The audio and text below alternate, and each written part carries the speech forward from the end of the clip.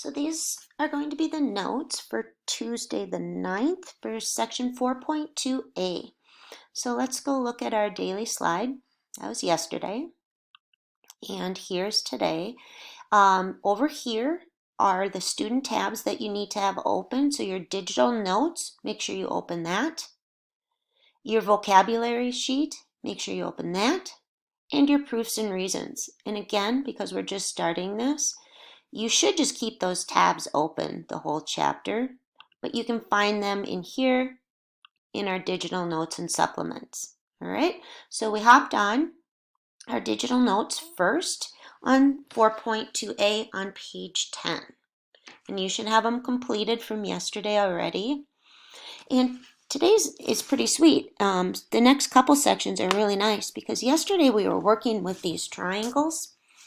And to get them to be congruent, we had to get all of the corresponding parts, 3 sets of sides and 3 sets of angles congruent.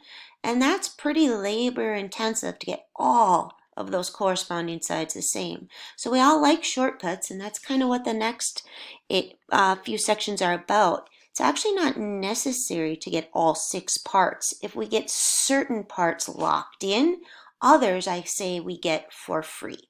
So today we're going to talk about, by the end of the hour, that you can show triangles are congruent not by getting all the parts the same, but by getting what we call all pairs of corresponding sides the same. And we're going to call that the side, side, side triangle congruent postulate. So you can see right here I've got a 5 and a 5, a 7 and a 7, and a 9 and a 9. All pairs of corresponding sides are congruent. I could stop and not even worry about the angles. They'd come for free. So like I just said, it turns out we don't need all 6 pairs of corresponding parts to be the same for our triangles to be congruent. If we can get 3 pairs of corresponding sides the same, maybe they're given to us or maybe we add our brain to it, we can stop and say these are congruent by what we call the side, side, side congruence. We're going to call that SSS. Let's extend that a little bit so it fits. All right, so for our side, side, side, and again, maybe to have that stand out, maybe you want to back highlight it with some pink or something. All right, so by side, side, side, congruence postulate it's called, but we'll just write SSS. So let's go in this little box and write on this, these 2 triangles are congruent by SSS, the side, side, side congruence postulate, because all 3 pairs of corresponding sides are congruent. How do we know? They were all marked with those same number of dash. Sometimes I say they gave us all of them. So we didn't even have to search. They were all marked, all given. If that's the case, I'm done. Don't even need to get the angles like we did yesterday. So yesterday's was sort of, truth be told, it's overridden by the next few sections because we're no longer going to get all of those to be the same. Let's make that a little bigger. Okay, so let's go on to our vocabulary sheet. Go ahead and click on this. Hit Command C to copy it. And let's go over to our vocab sheet. Do I have mine open? I don't. But I have I didn't follow my own directions and open everything. So let's go to our side, side, side on at least this one, and let's paste that in there. All sides are the same means we get to stop. Unfortunately, sometimes though, they're not all going to be marked. So go ahead and put that one in there. And let's go back.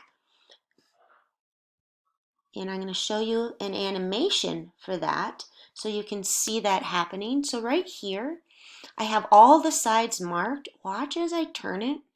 Watch all the angles get locked in for free. Do you see how all the angles match up automatically by getting all the sides the same? The minute I turn it and match their parts, it falls perfectly. So angle A matches L, B, and M, C, and K for free. So these two triangles are congruent by the side-side-side congruence postulate. All right, so the angles come for free if we get all four pairs of corresponding parts the same. Unfortunately, though, sometimes we need to add our brain. Let's go highlight that. Again, I'm going to hit the triple dots, grab my highlighter, and boom. What do I mean by add our brain to the picture? Sometimes not all the parts are given, but we can still get side-side-side. But then we need to supply a reason. So go to your Shapes tool right up here, the circle and the square, and I want you to grab this diamond-looking thing. We're going to pull it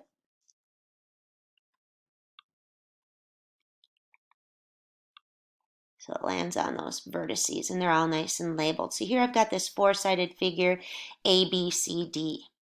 And I'm going to split it by grabbing my line tool. So go up here, see where I'm selecting. I'm going to select a line.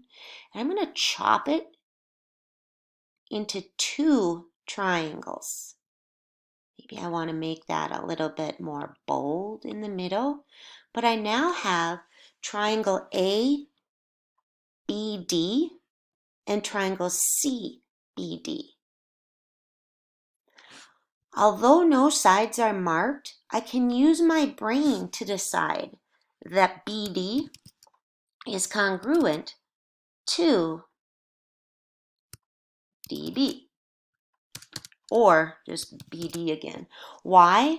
Because they are on both triangles. It's got to be the same. It's on the two of them. They're butting up against each other. A property from chapter 2 that justifies this statement when something is itself. Now we said A is A, angle C is angle C, but now we're using it with sides. Remember, that's called the reflexive property. We're going to be using that quite a bit. I want you to put that in red. That's going to be a big one this chapter. So let's go change that to red. You can even make it bigger if you want. So the reflexive property is used when they share a side or when two triangles are butting up against each other like that. And that's where we use our, I'm going to copy, put it right here, paste. That's going to be a really important one for us. All right, I'm going to shrink it down so it fits a little nicer on there. All right, a side is itself. All right, so let's go put that on our reason sheet because that one's highlighted. That's a big one. The reflexive property is when two figures, in our case though, it's going to be triangles, share a side. Say side DF. We can say DF, and then I want you to go grab this congruent symbol right here and copy it and paste it, is congruent to side DF. I don't know why that's going so big. It's kind of weird. Here, I'll shrink her down. Okay, and I don't need that highlighted, I don't think either, do I? So let's do none. All right, so it's when two figures, and maybe you want to put a picture of that on there. Maybe you want to go grab, okay, that's up to you. You can do whatever you want with your notes and grab an example of that, which we're going to have here on our next page. So two other less common ways we can, let's highlight that, add our brain to the picture. I'm going to get used to the process here.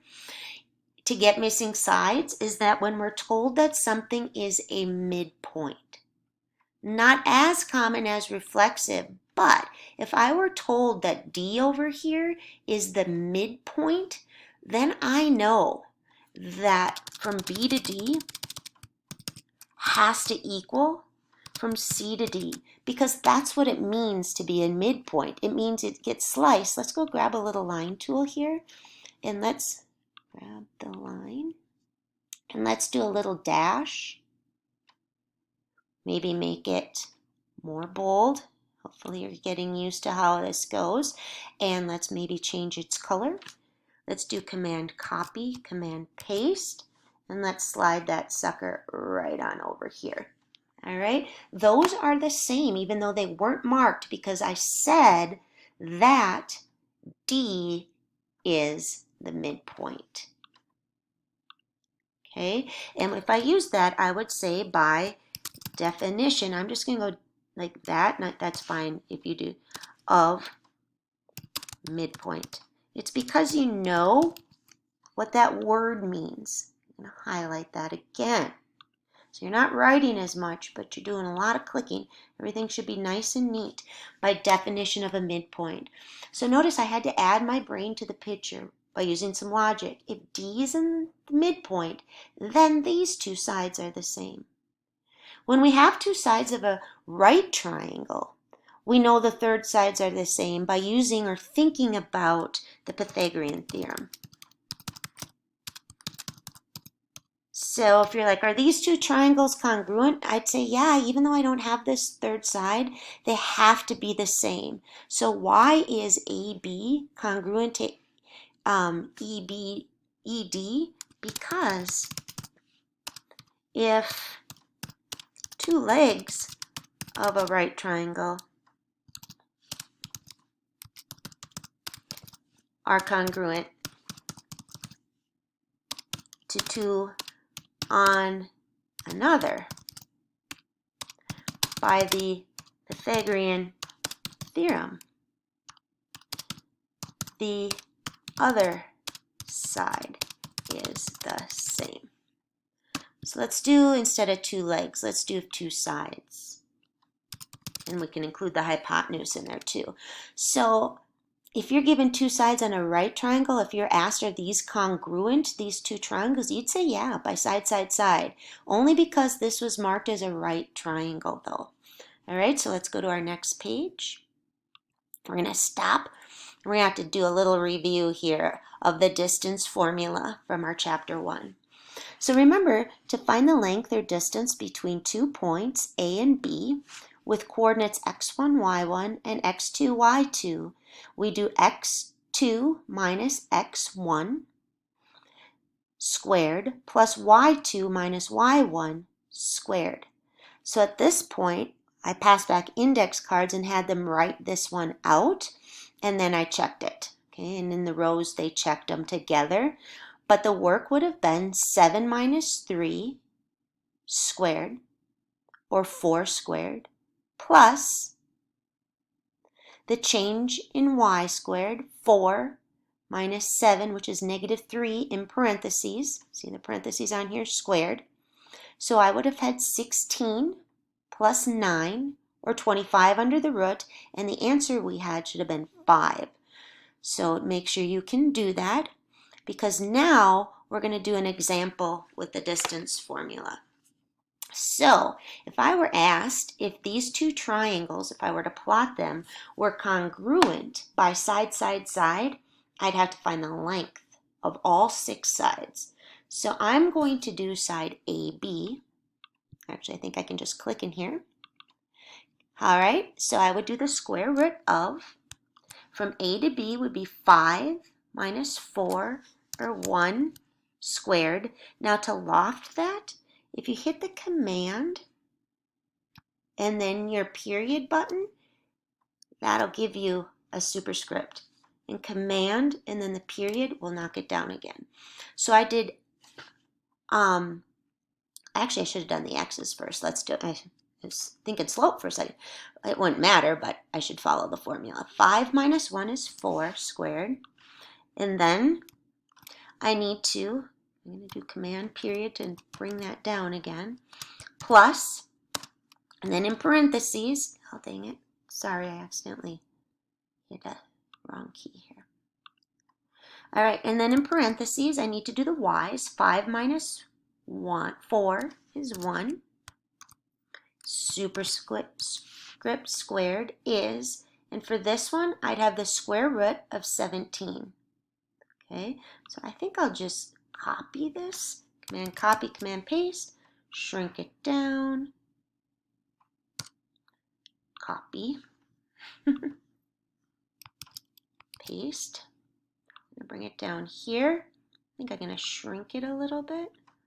And then we got a 17. All right, what you would need, and I don't need to show all the work, but we need to do that with each of the sides. So I'm going to go grab this corresponding side, another side of the other triangle, and we're going to do DE. And we're going to see how that works. If they're not the same, I get to quit because I need all pairs to be the same. So in here, let's do our -1 minus -5, which gives us 4. And let's square it. And then we'll do plus. And then we have to do 0 minus 1 in parentheses, which would be a -1. And then we need to square it. Remember, that's command and the period button. Command and the period button brings it back down as well. I also got the square root of 17. So it looks like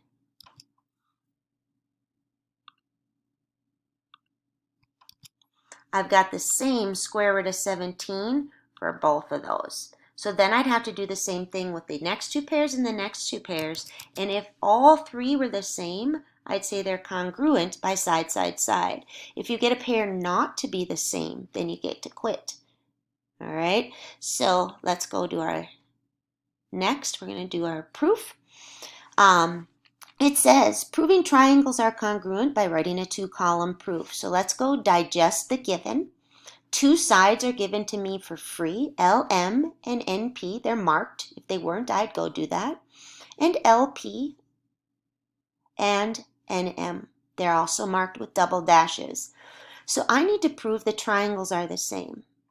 So my given always goes first, my 2 free sides, with the reason of given. Done. What I need to prove is always last. Now, right now, we only have 1 method. We're going to have 5, but today I know I have to end in side, side, side. So the only thing my brain needs to add is the 1 missing side on the triangle. On both of them, that side is LN.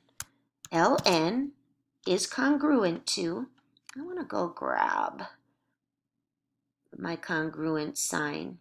Do I have it on this page? I don't. I'm going to go find that congruent sign somewhere. There's one. It says I don't like using that equals so loosely for congruent. So let's go put that on there. Side LN is congruent to itself. Why? Well, what did we say? It's our new reason. When a side is shared and it's on both of them, our new reason is 2 figures or triangles share a side, and we say DF equals DF, we say the reflexive property. Let's copy that, and let's go paste that back in. Boom.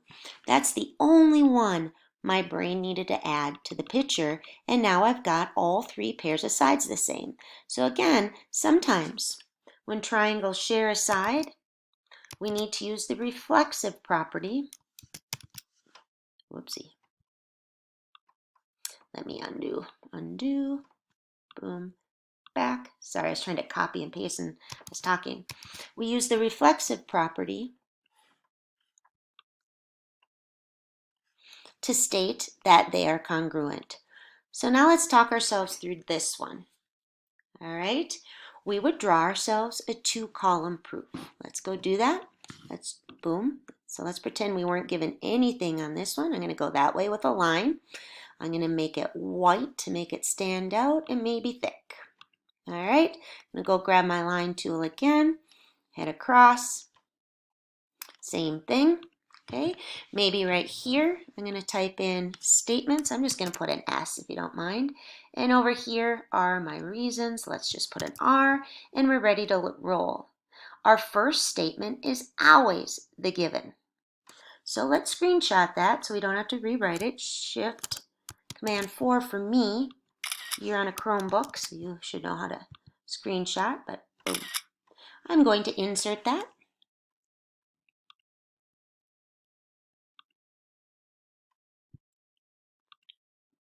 Boom.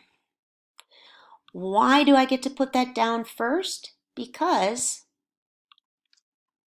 it was given. Always is the first reason. I like to have that white All right, so let's get my dots and go white. All right, now I know I have to prove the triangles are the same. I'm only missing one side. So I know I only need one step before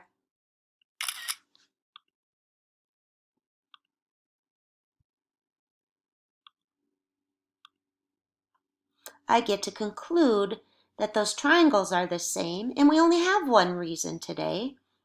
We're going to eventually have five, so you're going to have to decide between them, but for today, we only have the side, side, side, side congruence postulate. But you can just write SSS, as I told you before. So let's go boom, boom, boom, boom, boom, boom, boom, boom, boom, boom. So only one thing is missing. Let's go back up to the picture and let's see, what do we have missing? We have this line right here, BD. BD in pink. Why is that the same on both triangles? And it's because it is itself. Well, what reason is that? It's the reflexive property, right? So I'm going to copy that if I can. And I'm going to go back here and say, well, I know they have to be the same. BD is itself. So I'll just go type in here, and you'll be writing it in your homework, that BD is congruent to BD. And we're just going to put in equals for now, but you should be writing congruent when you do it by hand. And we're going to go practice some of these by hand. So sometimes when triangles share a side, we use that one a lot. There's going to be a lot of that on your homework today. We use the reflexive property. All right, so that's it for our notes. I'm just going to type that in. Reflexive property. So let's repeat what we've got going today. Let's go back up and take a look. We started off by saying, look, you don't need all 6 pairs of parts. You can just get all sides to match. Sweet when they're all given, right? We like that. But sometimes when they butt up on each other, we need to say that BD is itself by the reflexive property. So we call that adding our brain to the picture. I gave you 2 less common ways. Reflexive is a big hitter, but also if we're told something's a midpoint, we get these 2 pieces for free because that's what midpoint means, and we use definition of a midpoint. We then had to review the distance formula from chapter 1 so that if we didn't have any of the sides given, but we could get them all as numbers, we would use the distance formula until we found a pair not congruent to the other pair. So if BC ended up being 5 and its corresponding part, EF, was not 5, we'd stop. But if we got 5 and 5, and then root 11, we'd have to say the triangles are congruent by side, side, side. Lastly, we wrote 2 proofs where we were missing a side, but they were butting up against each other. And we used the reflexive property to add our brain to the picture. So our assignment is worksheet 4.2a, and we're going to talk through some of those odds before going out on our own. Have a good one.